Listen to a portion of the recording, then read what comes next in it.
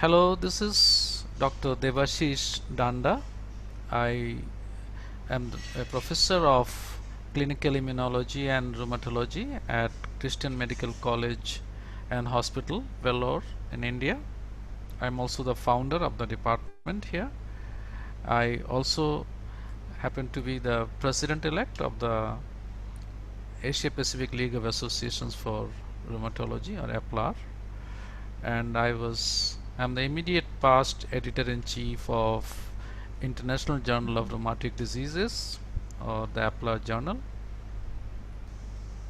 Spondyloarthropathies are one of the commonest group of disorders in rheumatology clinic these days.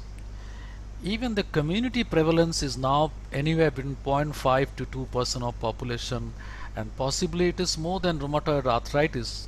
Most rheumatologists will agree now that they come across more of spondyloarthropathies than rheumatoid arthritis these days in a rheumatology clinic, in a referral center. Broadly, most spondyloarthropathies have got two broad categories, especially in primary ankylosing spondylitis. It can be a pure axial disease, or the disease restricted to the spine, or it may have peripheral arthritis in addition to the axial spine involvement.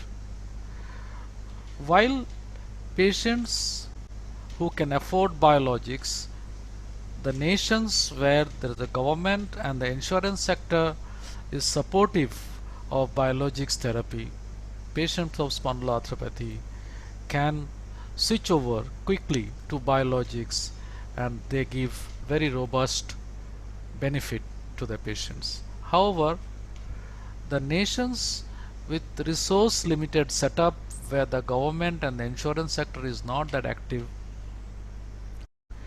is limited by the financial constraints that the patients have to pay, and biologics are expensive. In those nations, conventionally, most of the rheumatologists and physicians use conventional synthetic DMARDs like sulfasalazine, methotrexate, leflunomide, etc. in spondyloarthropathies, irrespective of axial or peripheral arthritis. Although the American College of Rheumatology, European Union League Against Rheumatism, even our APLAR, ASAS, everybody recommends that a ankylosing spondylitis with axial disease should use NSAID first, and if it does not give desired benefit, should switch over to biologics. But what happens to the people who cannot afford biologics, nor do they have any access to free biologics? For those patients, allowing them to have NSAIDs for lifelong is not a good option, and we'd like to counter this argument. NSAIDs are toxic.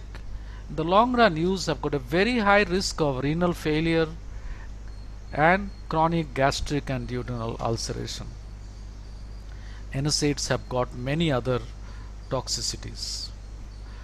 On the other hand, sulfasalazine and methotrexate are time-tested drugs, have been used for more than 4 decades in rheumatology, in rheumatoid arthritis and other conditions. And they have been shown that they are effective in almost all inflammatory arthritis. Even in spondyloarthritis, even the ACR, EULAR and ASAS agree that those patients of spondyloarthropathy who have got peripheral arthritis in addition to axial SPA would benefit from sulfasalazine or methotrexate. Nobody, however, has recommended this for pure axial SPA, nor there is any study using combination of sulfasalazine and methotrexate in spondyloarthropathies, unlike in rheumatoid arthritis. Biologically, methotrexate and sulfasalazine are not just mere immunomodulators.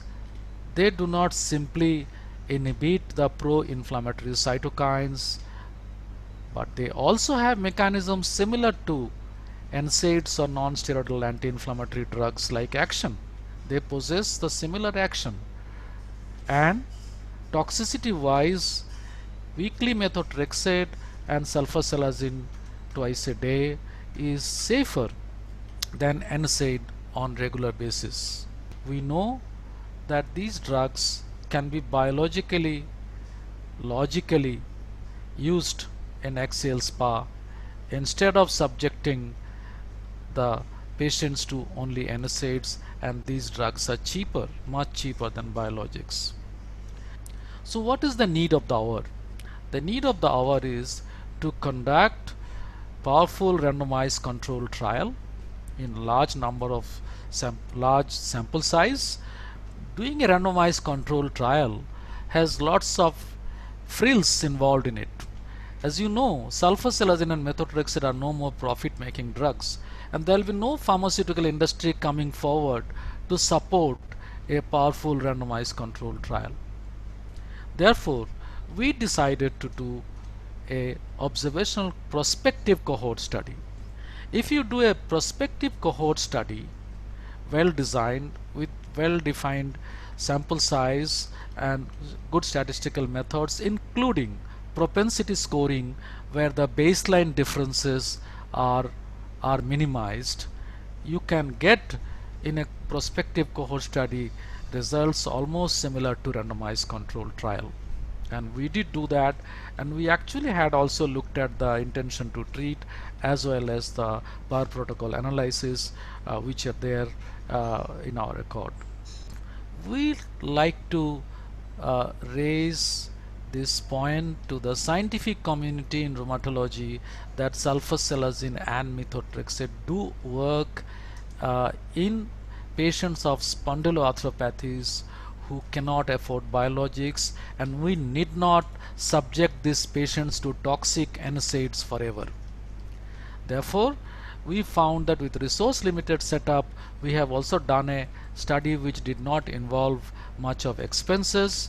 We designed this study on 150 patients in our tertiary care teaching hospital setup in the developing nation background, and we had one arm of spondyloarthropathies who had only pure axial SpA without any peripheral arthritis, and the other arm we had axial SpA as well as peripheral arthritis.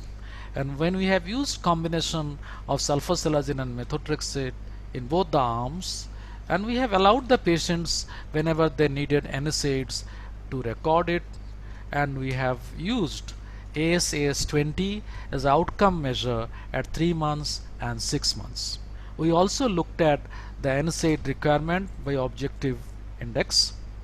We also looked at the switch over to biologics in patients who had higher disease activity by BUSDI of more than 4.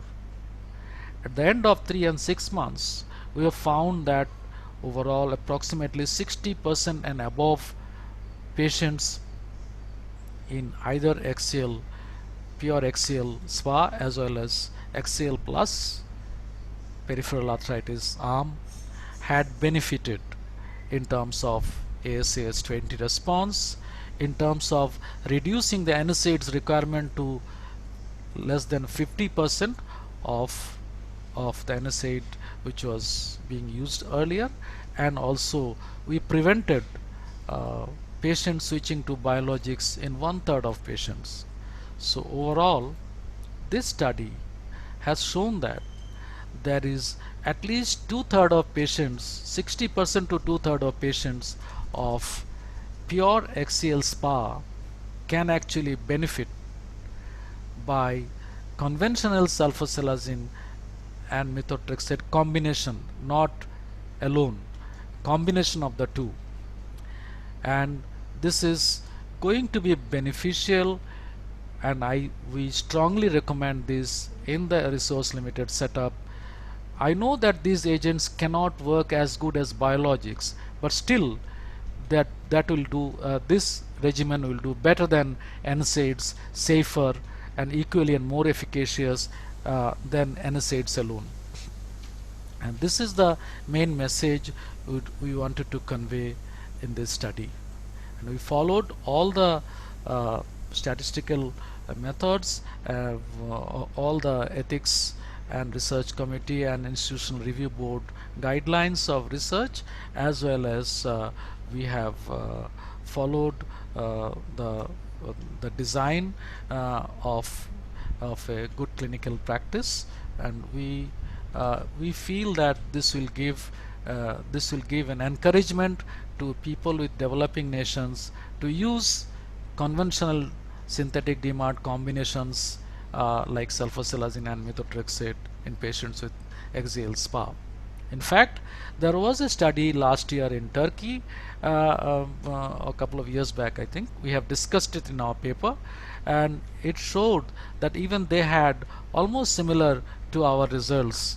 And although our study was conducted even before theirs, but our study was published only now, both the studies confirm that sulfasalazine and methotrexate in combination is effective in a good number of patients, more than 50%, more than 60% of patients with pure axial SpA.